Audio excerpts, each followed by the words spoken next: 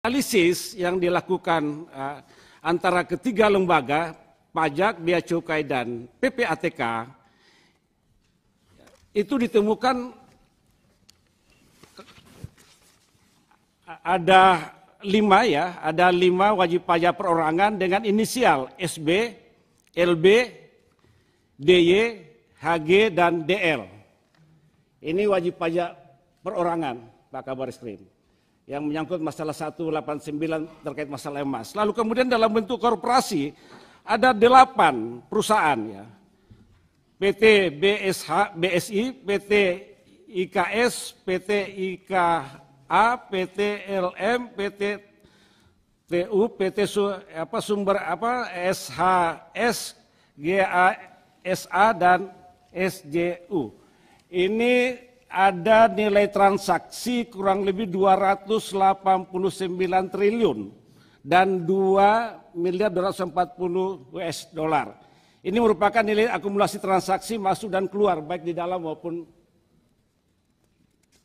negeri maupun di luar negeri. Ini nilai akumulasi transaksinya. Nah,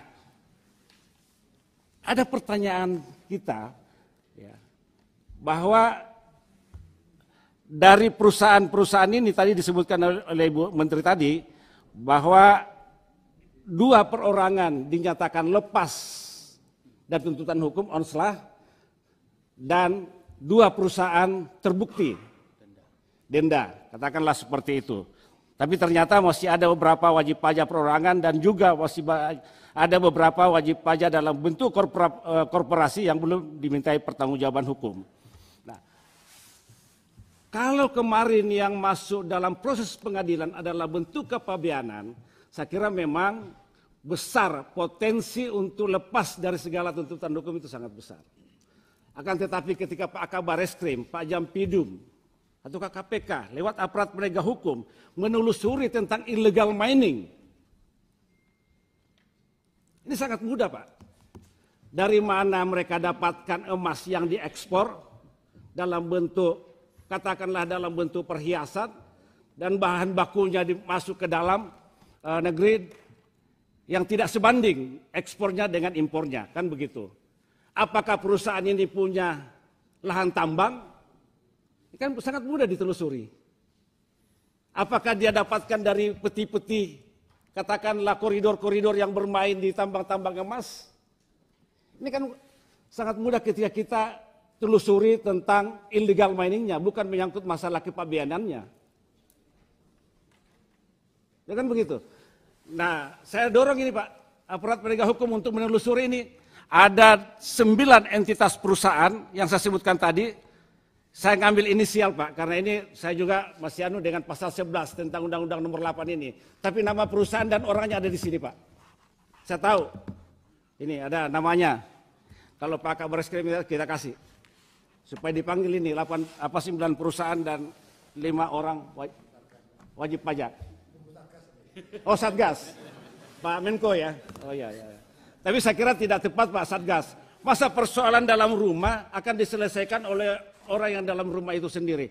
Saya kira lebih tepat kalau diselesaikan lewat hak angket dan dengan membentuk pansus, Pak, di DPR.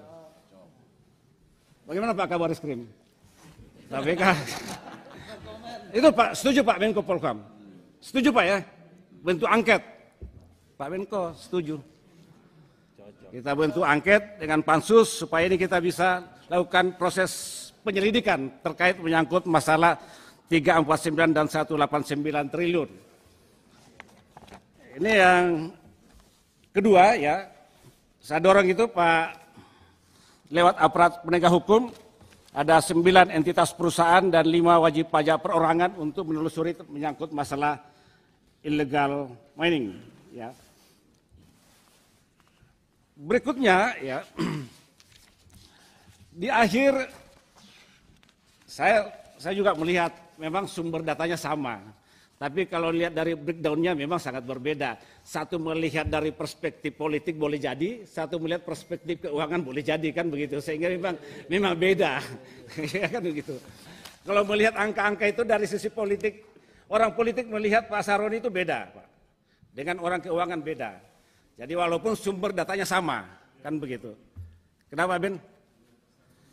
Iya, lihat jasnya Pak Raoni juga beda, kan begitu. Nah, dalam konteks ini saya kira memang supaya ini kan antar pemerintah, apalagi dalam satu komite yang sama, kan gitu. Dalam satu komite kok ada dua data yang berbeda, saya kira harus disamakan. Walaupun sumbernya sama, tapi paling tidak ada suatu kesamaan supaya masyarakat pun, kita pun juga bisa paham ya bahwa memang dari data-data yang ditampilkan itu betul-betul mencerminkan bahwa ini ada suatu hal yang memang harus diungkap secara transparan dan akuntabel. Pak Saroni, saya kira untuk sementara itu, ya, Pak Menko setuju untuk dibentuk hak angket lewat pansus. Terima kasih. Assalamualaikum warahmatullahi wabarakatuh. Silakan Pak Anca. Terima kasih sudah nonton. Jangan lupa like, subscribe, dan share ya.